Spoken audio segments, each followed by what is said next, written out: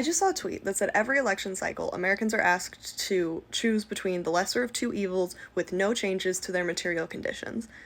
And I think I realized reading that tweet, what really bothers me in the difference between far left sentiment and far right sentiment is that far right sentiment almost never includes anti voting sentiment, right? It's always all these things we want to see material changes to, all these things we want to do, or all of these things we want to regress back to, and also make sure you vote consistently, right? Anti voting rhetoric, it seems almost exclusive to the left. And I think this idea that our material conditions haven't improved is ridiculous, right? Like you said it earlier, we can't have a regressive movement unless there has been progress in order to, like, for them to regress us back to, you know? And so since the 60s, we have found that the Democrats have been easier to fight for progress. That's just facts. That is just reality.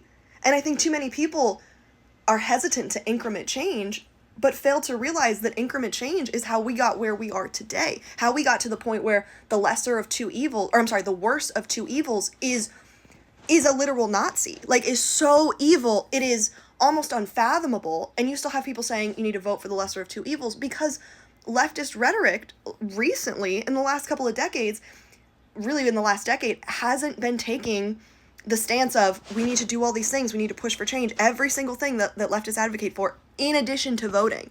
You also need to vote, because when you vote, you're not choosing your hero, you're choosing who you're gonna fight. And that sentiment, I feel like, is lost so frequently in this anti-voter ideals that are pushed by the far left. And it's just like, I feel like we do ourselves a disservice when we encourage people to take action but not vote.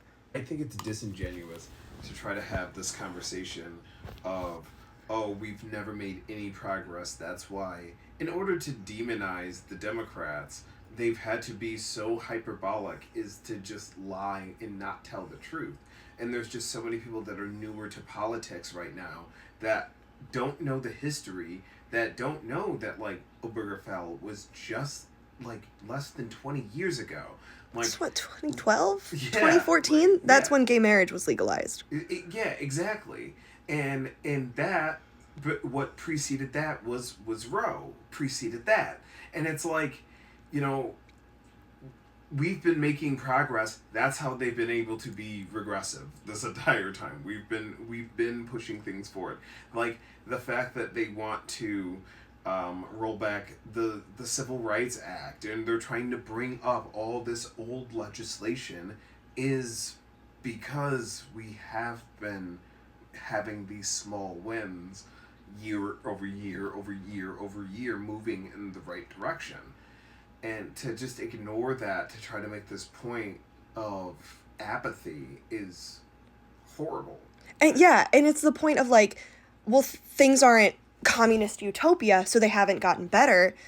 And I also think that that's so disingenuous, and that's why my response is frequently, when this country was founded, only land-owning white men could vote. What are you talking about? We haven't made progress in this country. If you are a non-land-owning white man and you can vote, you are the personification of progress within this country. And the reality is, since the party switch, most of that progress has been fought for and then signed into law by Democrats. Having Democrats in office, in Congress, in the White House. Like, they have always been easier to fight. Since the party switch. Really, since they solidified their party lines in the 60s. Post-Civil Rights Act. Like, it's Women's History Month, and I know I relearn this every single year, but women just got the right to own a bank account without their husband's approval in 1974.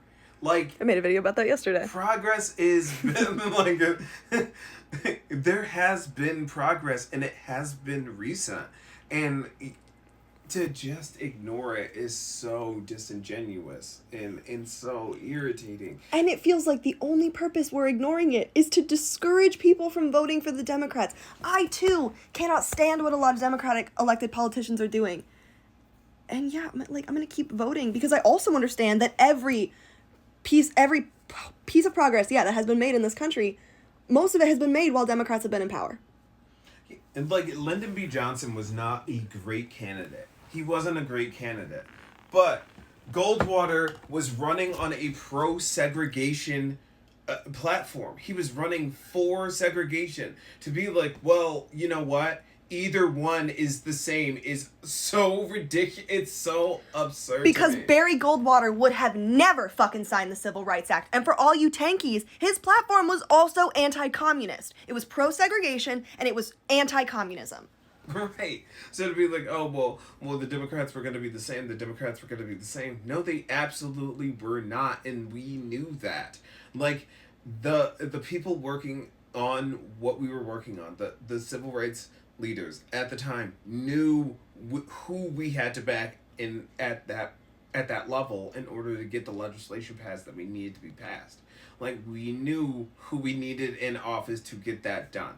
Even though it wasn't everything we wanted, some people can argue it and say that there could have been something better or something different. But we know that there was no shot with Barry Goldwater because he was going the opposite direction. And had he won, we would live in a way different country right now. It would have screwed up the next 40 years. And that's why we're saying, like, these kinds of mistakes screw up the next 40 years. Like, if you want to think about it, like, the flip of how long legislation takes to wrap back around, it took them 60 years to overturn Roe, but they did it.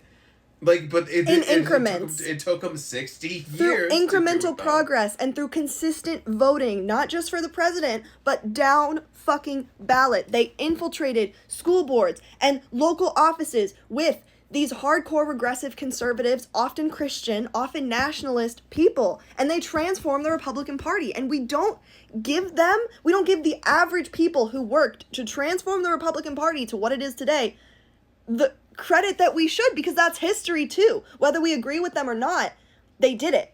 And we can do it within the Democratic Party too, but the solution to reforming the party is never apathy. I don't understand how people say, all these problems exist, so my solution should be to remove myself. You can't remove yourself from electoral politics while you live in America.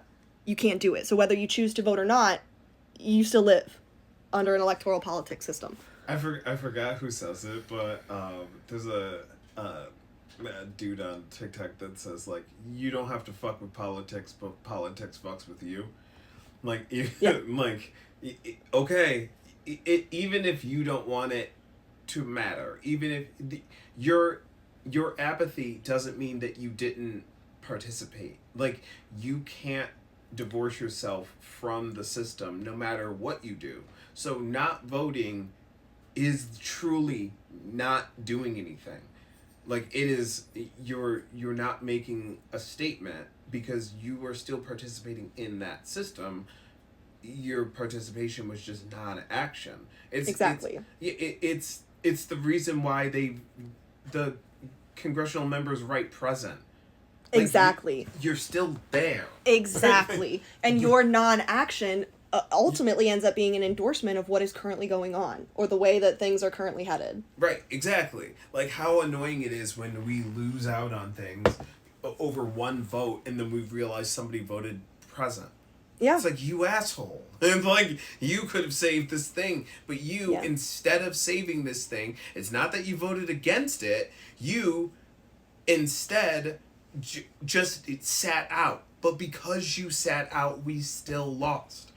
And I think a lot of people right now are in a position where they're trying to justify their apathy by somehow still blaming the Democrats, even though the Democrats don't have political power in the House, the Senate, or the White House.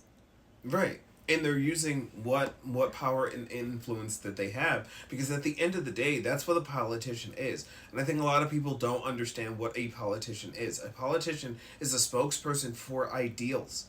That's what they are at the end of the day and what they're supposed to be. They're supposed to be a representation of their constituents' ideas in Washington. So, yeah, getting in the well and giving a speech, that's his job. Like, that is the job of a politician.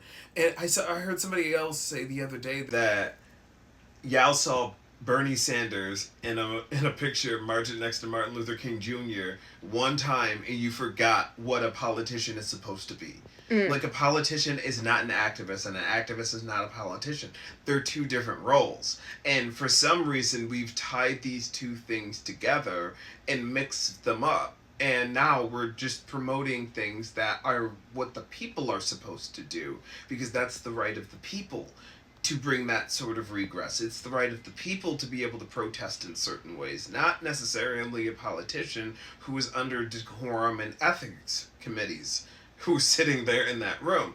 They're not allowed to punch people. That is the thing that they're like. People just suggest stuff that they're gonna do to just get arrested because they think that they're supposed to be some sort of protester. But that's not what they're supposed to be. They're supposed to be a politician. And that means getting up and speaking in Congress and presenting these ideals and getting your ass on TV and spreading this idea across the country. Yeah, they're doing their job. And I hate to say it, but when Republicans, when their majority is what, 3 seats in the House right now? Yeah, I want Democrats to sit there and hold the line and vote against every single thing that they do. And when you have 10 Democrats, for example, who vote in agreement with the Republicans, then you call them and you light their offices the fuck up and you let them know how they should be holding the line. But in the meantime, I don't necessarily want my elected Democrats to act in a way that could get them removed from office right now, because I think that every seat that votes against the Republican agenda is incredibly important because they have the majority, but not, as of right now, not by very much. And that's why voting is also important, because there's 2 special elections coming up in Florida that could help make that majority 1 seat. I could be wrong. It could be more than 3. I think it's just a 3-person majority right now. Yeah, I think so too. It's very slim. It is what it is. And I just think people don't realize how much we deify and turn politicians into celebrities, and they kind of forget that isn't the role or the job of the politician. Like, the fact that you know who Al Green is means that he is getting the message of his constituents out. Like, they're not supposed to be celebrities. When you find out about a politician and you hear a very, very, very loud problem coming from a part of the country, you're supposed to take notice of that. And then after that thing is done, then they're supposed to fade into obscurity until we are bringing up the next representative that says, hey, this part of the country's on fire. We need the federal government's help. We need to do this thing. Like, I think people think that they're supposed to all... I don't even know what they want people to do at this point. But what really bothers me is that every politician so far that has put forth any sort of legislation, any sort of bill proposals that would strip corporate money from the federal government, any sort of legislation that would ban politicians from buying and trading stocks, for example, they've all been Democrats. Mm-hmm. Right? So all of these things that would fundamentally change the way our politics function for the better, right? The main critique against the Democrats is that they serve the establishment. There are other Democrats right now who are trying to put forth bills to stop that, and they don't have the people's support because the people often don't know about them, because most of the time what's broadcast and what is seen is shit like that. We're constantly told to vote for the lesser of 2 evils, but nothing changes, so don't do anything. What are you talking about? Yeah, exactly. And it gets even sillier when you start to think of stuff that these people argue for or argue about, saying, oh, well, we have to have such a hard line about certain things. But I guess maybe they're trying to pull that back, because even if they do pass something that is good, if it's bipartisan or there's any Republicans sniffing anywhere near the thing, we have to now demonize it, and it's the Democrats always doing exactly what the Republicans want to do. But it's there's no winning. It's like every single piece of legislation that has benefited us in any way has been bipartisan. It has always been brought by a Democrat and a Republican at the same time. Every single one. Because the first draft was written by a Democrat, and then they gave it to... Like... Nobody knows how anything gets done. It's like frustrating how we just write off progress because it doesn't fit the mold of perfection.